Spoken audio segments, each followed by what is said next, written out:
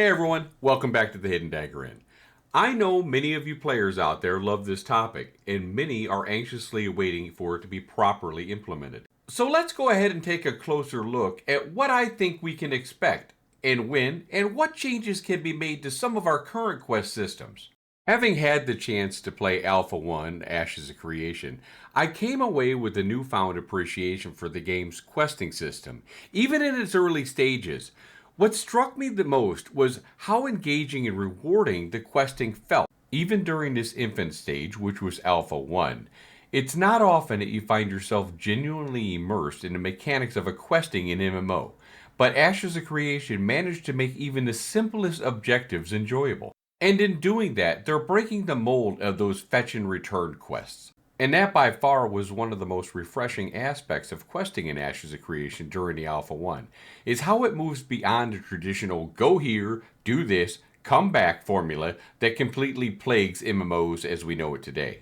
Quests in Alpha 1 often required players to think critically. If you didn't read, you would end up being completely lost. They introduced mechanics that demanded more than just combat proficiency, whether it was solving puzzles, interacting with objects, or piecing together storylines through quest text. Now, this did hinder me a little bit because I'm not the biggest quester in the world, and I usually am the escape king and will hit ESE as fast as I can, ignoring any dialogue. But it left me genuinely lost. And this is where I think AI, even if it's the AI that we have currently in the game, I'm fine with that. It costs a ton of money for voice actors, so I can totally see if that's not in the budget. If any kind of voice acting is fine for me.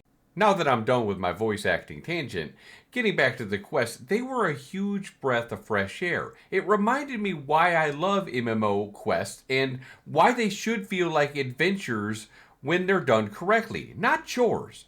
The rewarding nature of these quests, whether through gear or experience or satisfaction to completing a challenging task, made every objective feel meaningful. Don't get me wrong, there's always going to be a place, and we have them already on the commission board, like the go kill 15 wolves or go kill 20 crows.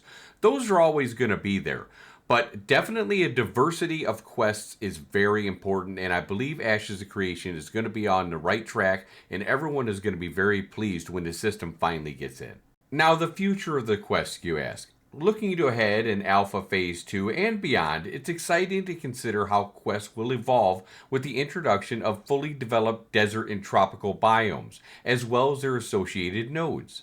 Now, personally, I believe Intrepid Studios is strategically holding off on fully unveiling the questing system until these regions are complete, likely to tie quest into larger story arcs and dynamic narratives, which is something we've not seen in pretty much any other MMO. With that being said, what I hope to see is a balance that caters to all types of players. While I don't mind questing, I also appreciate the freedom to grind when I feel like it. Ideally, Ashes of Creation will allow players to progress at their own pace, choosing between questing, grinding, or a mix of both without feeling penalized for their preferred style of play. This balance, in my opinion, is essential to ensure that no player feels forced into a specific meta path that is to achieve max level the quickest or obtain the best rewards. While we are very much looking forward to the story arcs and very involved questing system, I would like to point out that I do believe improving the commissions and requisitions is something that hopefully will be addressed soon. While these systems are tied to node development and offer unique gameplay opportunities, they currently, in my opinion, lack the necessary incentives to make them viable leveling options. For example, experience rewards for commission often feel lackluster, leading many players to ignore them entirely. This, in my opinion, is a missed opportunity, as commissions should offer a legitimate path for players who enjoy bouncing around, checking the markets, going to different nodes, and collecting tasks. I also would definitely like to see some kind of a commission board for crafting and processing. Say, craft 10 Weeping Willow carriages or process 250 braidwood. Something to give them a little bit more incentive to maybe get some experience while crafting and or processing. Not only a little experience, but also some glint in their pocket, because let's face it, especially when you're doing animal husbandry or any other processing or crafting, it adds up. It gets very expensive. The one thing that I want to give kudos to Intrepid for is the fact that when we complete a commission, we can open it up and complete it from anywhere in the world. That is a lifesaver. And while discussing the mayoral commissions and the requisitions, I believe the ticket currency system needs to be adjusted. The ticket rewards for these mayoral commissions are reasonable. They could be higher to better reflect the effort involved. But on the other hand, the requisitions rewards feel downright pathetic. In most cases, you just receive 10 tickets or less for handing over valuable materials. Often, they don't come close to justifying the time or effort or money lost that you put in towards these nodes. I believe if the requisition rewards were increased and perhaps streamlined to include single resources requisitions, it could significantly enhance player participation and accelerate node development. So, in closing, as Ashes of Creation continues to evolve, it's crucial that the questing in related systems remain balanced and accessible. Players should feel empowered to choose how they engage with the game, whether it's through questing, grinding, commissions, or requisitions. Each path should be equally rewarded, allowing players for flexibility based on a player's mood or available playtime.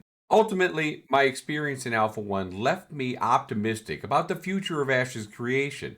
If Intrepid Studios can build on the strengths of its early quest system design while in Alpha 1, while addressing feedback on the commissions and requisitions, and possibly adding in some more for processing and crafting, the game is poised to set a new standard for MMO questing. For now, as we continue on through Phase 2 of Alpha 2, I'm eagerly awaiting the chance to see how the story arc systems come together and some of the other questing that they add in, and what adventures lie ahead of us in Verra. Their promises of dynamic, immersive gameplay is clear, and something that every MMO player can definitely look forward to. As always, thanks for watching Verra, and may your caravans find safe passage. God bless.